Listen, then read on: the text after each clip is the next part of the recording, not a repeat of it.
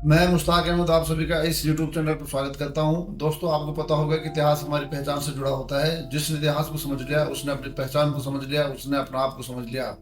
इसलिए इतिहास को बहुत तरीके से समझा जाता है, कई बार बहुत विवाद का विषय भी बनता है, लेकिन मोटे तौर पर इतिहास को समझने के लिए जरूरी है कि हम सही तथ्यों का विश्लेषण करें और सही बात को समझें। ऐसे ही आज हम एक ऐसे भारतीय शासक के बारे में बात करने वाले हैं जो आप जरूरी आपको इंटरेस्टिंग लगेगा। मैं बात करूंगा शाहजहां के बारे में। शाहजहां एक सिंपल सम्राट नहीं थे, बल्कि एक चलता फिरता इंस्टीट्यूशन थे। उनकी बुद्धि बहुत प्रखर थी और बहुत बड़े विद्वान भी थे वो। उसके साथ साथ वो जो है बहुत बड़े वास्तुकार भी थे। उनका नाम खुर्रम था और वो बहुत तेज प्रखर बुद्धि वाले एक शहजादे थे। उनकी शादी 20 वर्ष की आयु में अर्जुमंद बानो से हुई थी, जो कि नूरजहां की भतीजी और आसिफ खां की लड़की थी। यही अर्जुमंद बानो जो है आगे चलकर मुमताज महल के नाम से फेमस हुई और आगे चलकर जो है 31 वर्ष की आयु में बच्चे को जन्म देते समय इनकी मृत्यु हो गई। जब इनकी मृत्यु हुई तो शाहजहां उन्हें पूरे राज्य में राष्ट्रीय शोक की घोषणा करवा दी और काफ़ी समय तक जो है वो लंबे समय तक वो जो हाथ रहे और उन्होंने जो है उनकी याद में ताजमहल का निर्माण करवाया। ताजमहल एक मकबरा है। मकबरा उसको कहते हैं जब कब्र के ऊपर कोई बिल्डिंग बनाई जाती है। कोई वो महल नहीं है बल्कि एक मकबरा है। इसके साथ साथ एक खास बात है कि जब बाद में शाहजहां की डेथ हुई थी उनके साथ उनकी कब्र भी बनाई गई थी। ताजमहल की खूबसूरती इस बात में है कि वो संगमरमर से बनाई गई है। बहुत बड़ी बिल्डिंग वो नहीं है। उसकी चारों कोनों पर जो मीनारे हैं वो उसको बहुत खूबसूरत बनाती है। दुनिया के 8 आश्चर्यों में से एक माना जाता है। सदियों से ये जो बिल्डिंग है भारत के गौरव को बढ़ाती है। आज भी भारत में सबसे ज़्यादा जो भारत को रेवेन्यू प्राप्त होता है पर्यटन के क्षेत्र में इसी बिल्डिंग से प्राप्त होता है। सैकड़ों लोग, हजारों की संख्या में यहाँ पर आते हैं। विदेशों से बड़ी मुद्रा हमें प्राप्त होती है और शाहजहां ने इस बिल्डिंग को बनाकर हमें छोड़ दिया। शाहजहां ने इस बिल्डिंग को बनाने में खास बात क्या की कि यहाँ पर पितृद्योरा का इस्तेमाल किया। पितृद्योरा की ऐसा पत्थर होता है जिसको अलग से बिल्डिंग में लगाया जाता है, उसका इस्तेमाल किया। फूल पत्तियों का बहुत अच्छा इस्तेमाल किया। इसके अलावा संगमरमर का बहुत अच्छा इस्तेमाल किया।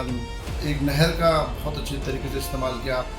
ये सारी जो खूबसूरतियां हैं ये ताजमहल की खूबसूरती को बढ़ाती है। जैसे कि मैंने कहा, ताजमहल की खूबसूरती बड़ी बिल्डिंग होने में नहीं है। ताजमहल की खूबसूरती इस बात में है कि ताजमहल का जो निर्माण है वो बहुत अच्छी तरीके से किया गया है। इसके पीछे की तरफ जो है वो यमुना नहर बहती है।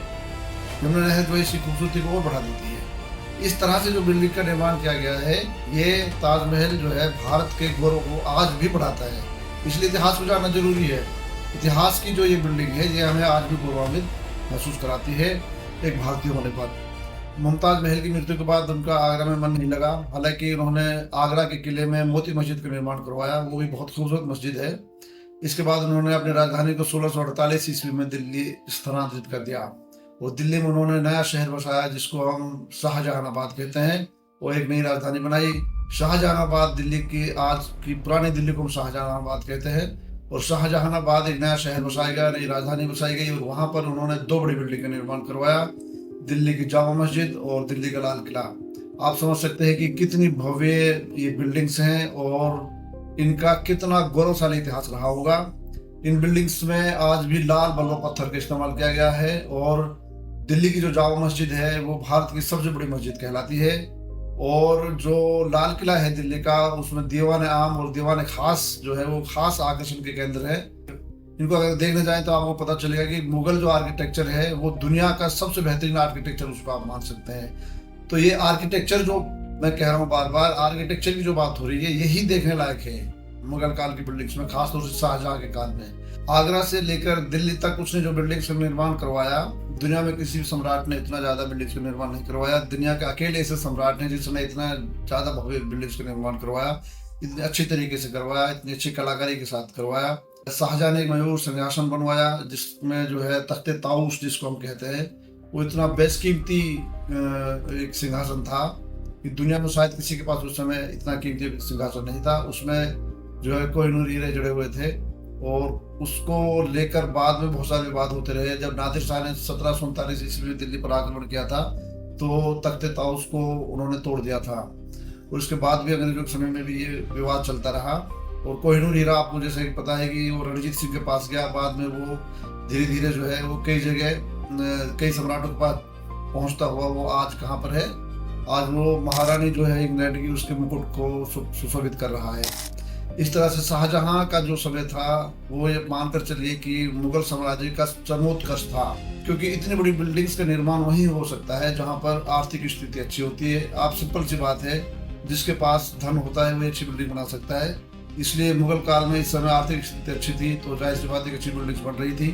फॉर एग्जाम्पल, किसी के पास आज की तारीख में 4 करोड़ रुपए आ जाए तो सबसे पहले वो कम से कम 50-60 लाख रुपए अपने घर पे खर्च करेगा। सबसे पहले वो घर को दिखाएगा कि मेरे पास अच्छा घर है। क्यों? क्योंकि उसकी इकोनॉमी अच्छी हो गई। ऐसे ही इकोनॉमी काम करती है। इकोनॉमी में घर का अच्छा होना इस बात का सबूत है कि उसके पास पैसे हैं। मुगल काल में शाहजहां अगर अच्छी बिल्डिंग बना रहा है तो इसका मतलब ये है कि मुगल काल की आर्थिक स्थिति अच्छी है। आंकड़े बताते हैं कि उस समय मुगल काल में 16वीं शताब्दी में जब शाहजहां का समय था, मुगल काल का ग्रोथ रेट यानी जीडीपी का रेट जो था वो 24% था। इतना ज्यादा मुगल काल जो है फ्लो कर रहा था उस समय में। आर्थिक स्थिति बहुत अच्छी थी। शाहजहां जो है अपनी अपनी जो समृद्धि थी, अपना जो ताकत थी, उसको दिखाना चाहते थे अन्य सम्राटों को कि मुगल साम्राज्य को कोई चुनौती नहीं दे सकता। 1629 ईस्वी में वीर बुंदेला के पुत्र शुजात सिंह ने विद्रोह कर दिया था, जिसको जो है शाहजहां ने दबाया। इसके बाद 1631 ईस्वी में खाने जहां लोधी का विद्रोह दबाया।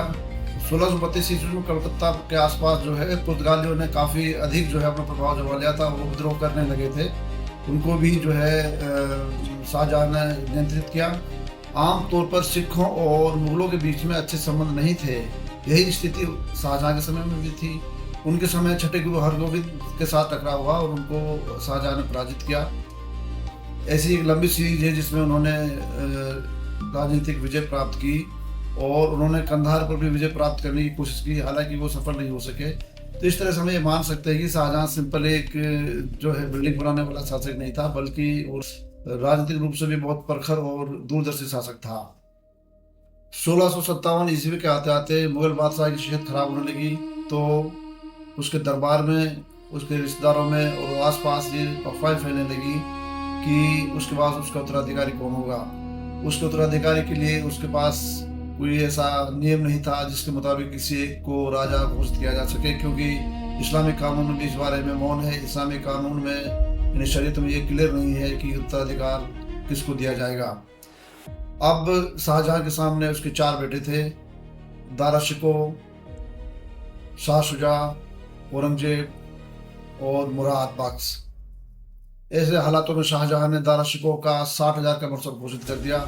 इसे साबित होता था कि वो दारा शिको को बादशाह बनाना चाहता था। दारा शिको का जो नेचर था वो सूफियाना था। वो किताबें लिखता था, उन्होंने मुजबर बहरीन और बहुत सारी किताबें लिखी हैं। और वो बहुत बड़ा योद्धा नहीं था, बल्कि एक बहुत उदार किस्म का शासक, वो बहुत बड़ा योद्धा नहीं था बल्कि बहुत ही उदार किस्म का व्यक्ति था। दूसरी तरफ औरंगजेब था, एक बहुत बड़ा योद्धा था जिसकी एक छवि थी जिसको लोग ज़्यादा पसंद भी करते थे। ऐसे हालातों में चारों भाइयों के बीच में एक तनाव की स्थिति बन गई और इस तनाव जो है ये घर तक पहुंच गया। इवन कि शाहजहां की तीनों बेटियां भी अपने भाइयों के बीच में पट गई, अलग अलग भाइयों के साथ देने लगी। उसकी एक बेटी जो जहां आरा थी वो दारा शिको के साथ दे रही थी, रोशन आरा औरंगजेब के साथ दे रही थी, गोहन आरा जो थी वो मुराद के साथ दे रही थी। और इसी बीच में कई युद्ध हुए और कई युद्धों में जो है ये तय नहीं हो पाया कि कौन मुगल बादशाह बनेगा। अंतिम 1658 ईस्वी में सामोगढ़ की लड़ाई हुई जिसमें औरंगजेब ने दारा शिको को पराजित कर दिया और इस तरह से औरंगजेब मुगल बादशाह बना। औरंगजेब ने मुगल बादशाह बनने के बाद ही शाहजहां को आगरा के शाहबुर्ज में जो है नजरबंद करवा दिया। और इसके बावजूद हम ये कह सकते हैं कि वो अकेला शासक है जिसके समय में इतने सारे पॉलिटिकल डेवलपमेंट्स हुए और उसने अपने शासनकाल में भव्य बिल्डिंग्स का निर्माण करवाया।